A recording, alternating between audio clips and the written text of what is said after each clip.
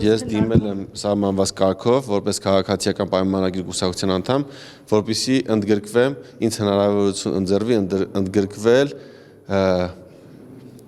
ցուցակի նախնական ընտրության կազմում, այսինքն դա ոչ թե ցուցակներ, այլ նախնական ընտրության կազմը, որից կուսակցականները պետք է ընտրության միջոցով որոշեին համամասնությամբ, թե ով ցուցակի որ հորիզոնականը պետք է զբաղեցնի։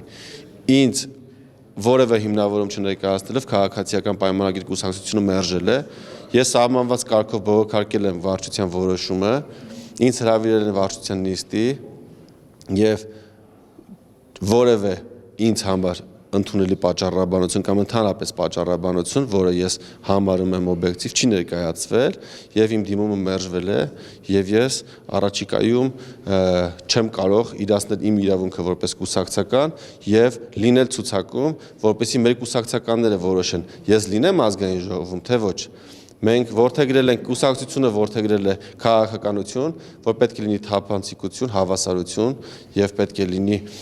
բոլոր կուսակցականների համար թափանցիկ գործընթացը, ցավոք սրտի բազմաթիվ կուսակցական իմ ընկերներ տարակուսանք են հայտնում, որ իրենք տեղեկացված չեն, թե ես ինչու թույլ չի տրվել, որպեսզի ես ընդգրկվեմ ցուցակում։ Ես առաջիկայի ընտրություններում, եթե որևէ բան չփոխվի, այսինքն եթե վարչությունը նոր որոշում չկայացնի, օրինակ վարչության նիստ չանեն ու որոշեն, որ չէ հայկի նկատմամբ սխալ են, կարելի է ընդգրկենք, ես չեմ լինի առաջիկա ընտրություններում քաղաքացիական պայմանագրի կուսակցության նախընտրական ցուցակում, ասեմ, որ նաև նման ցանկություն չունեմ անգամ բողոքարկելուս չընդունելուց հետո լինել նախընտրական ցուցակում։ Այդ ցուցակցությունով մասնակցել։ Ես արդեն պատասխանեցի հարցին։ Մնալու եք որպես ԿՊ։ Ես մինչև 2026 թվականի նոր ընտրությունները ավարտը եւ գումարվի հաջորդ խորհրդարանային 9-րդ գումարումը, դա մոտավորապես կլինի 2026 թվականի սեպտեմբերին, շարունակել եմ իմ լիազորությունների սահմաններում աշխատել եւ իրացնել բոլոր այն նպատակները, որ ունի մեր կուսակցությունը։ Անձնապես Փաշինյանի հետ հանդիպում կարող է պլանավորել։ Չունեմ նման պլանավորում։ Ինչի մտածում եք, չի ընդունի ձեզ։ Չէ, անհրաժեշտություն չկա։ Այս օրերի ընթացքում Այսինքն դուք հասկացաք, որ Փաշինյանը մտադիր է ձեզ չտեսնել ապագան խորհրդարանում։ Ես հասկացա, որ քաղաքացիական պայմանագրի կուսակցության վարչությունը չի ցանկանում, որպես ես լինեմ նախընտրական ցուցակում։ Նաև Նիկոլ Փաշինյանը։ Վարչությունը։ Ինչու եք դուք հիմա պաշտպանում Նիկոլ Փաշինյանին։ Ես կներեք որտեղ տեսակ պաշտպանել։ Վարչությունը ունի 20 անդամ, վարչությունը ունի 20 անդամ, բոլորի ձայները հավասար են եւ վարչությունը կայացրել է երկու որոշում, առաջի դեպքում մերժել է իմ ցուցակում ընդգրկվել է, երկրորդ դեպքում մերժել է իմ բողոքարկումը։ Եվ սա վարչության որոշումն է։ Այդ դեպքի ձևակերպեմ Փաշինյանը։ Չէ, կներեք ուրիշ հարցեր խնդրում եմ։ Կամենա Փաշինյանը, դուք արդյոք չեք լինի այնտեղ։ Այդ հարցը ինձ չի ուղղված։ Facebook-յան ձեր էջում 2018 թվականից վիդեոներ եք պարբերաբար հրապարակում, ցույց տալով, որ Փաշինյանին աջակցել եք 2007 թվականից։ 2007-ից, բայց մասնապես նաև 2018 թվականի դեպքերի հետ կապված, այսինքն այս ամենը չօգնեց, Փաշինյանին ոչինչ չասած, այն մարդիկ, ովքեր իր հետ ճանապարհ են անցել, հեղափոխություն են իրականացրել, փաստորեն նրանց հետ կարող է հեռացնել եւ որևէ խնդիր չունի։ Ես արդեն պատասխանեցի, որ վարչությունը կատարել է որոշում է կայացրել եւ նաեւ երկրորդ որոշումն է կայացրել, որով չի փոխել իր առաջի որոշումը,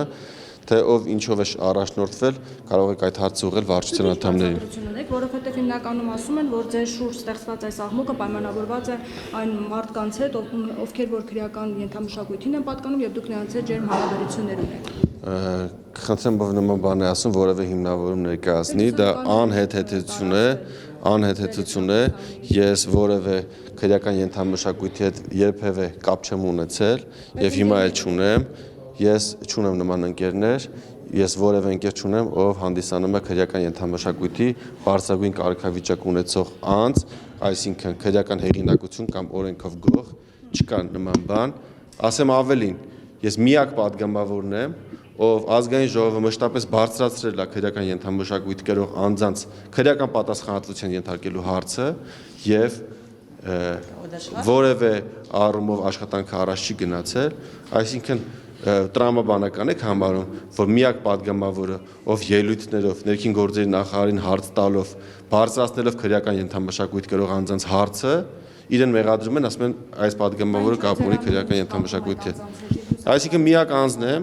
ով դրա մասին ազգային ժողովում բարձրաձայն խոսացել է, դա նշանակում է, որ ես սատարում եմ քրեական ենթամշակույթին։ Այսինքն երբ ես ասում եմ, որ օրենքով սահմանվում է, որ քրեական ենթամշակույթի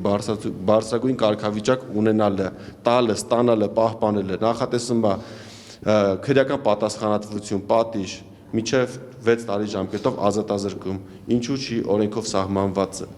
նորմը կիրառվում, քանի որ ունենք օրենքով տասնյակ օրենքով գողեր, ովքեր գտնվում են ազատության մեջ, ինձ անհասկանալի պատասխաններ են տալիս ուժային կառույցները, որ ինչ որ անձանց մասով գնում է քրեական գործեր, ինչ որ անձանց մասով չկա տեղեկատվություն, մինչդեռ այդ տեղեկատվությունը, որ մենք ունենք տասնյակից ավել մոտ 2 տասնյակ օրենքով գողեր, նույն ներքին գործերի նախարարությունն է ինձ տրամադրել, այսինքն ինձ տրամադրում են, որ մենք ունենք 2 տասնյակ օրենքով գողեր, նաև ինձ տրամադրում է տեղեկատվություն, որ որևէ գող կալանքի մեջ չի գտնվում, բացառությամբ մեկ վրացի գողերով Հայաստանի հետ ընդհանրապես կապ չունի, այլ հոդվածով էր կալանավորվել եւ դատարանում չգիտես ոնց հայտարարել է, որ հանդիսանում օրենքով գող, նաև քրեական ենթամշակույթի հոդվածն է նրա վրա ավելացել, բացառությամբ այս դեպքի այս վիճակագրությունը ասում եմ անցած տարվա դրությամբ, որովհետեւ նոր վիճակագրություն չենք ունեցել որևէ օրենքով գող, ով գտնվում է կալանքի մեջ, ունեցել ենք ովքեր գտնվել են տնային կներեք վարչական հսկողության տակ, այսինքն բրասլետով կամ գրավի դիմաց են դուրս եղել, ունեցել ենք բազմաթիվներ, ովքեր քրեական գործերը կարճվել են։ Այսինքն այս պայմաններում ու գալ ասել, որ Սարգսյան Հայկը քրեական ենթամշակույթին հովանավորում է, դրա մա պիտի լինի, չլինի ցուցակում, սա ոչ միայն սուտ է, այլ սա չեմ կարող այլ որ ամեն դեպքում դες թիմից մերժում են, կուսակցությունից մերժում են, դուք ինչ բացատրություն եք, ինչու՞։ Ես բացատրություն չունեմ։ Հնարավոր է այլ կուսակցությունով մասնակցեք, եթե ոչ ԿՊ-ով։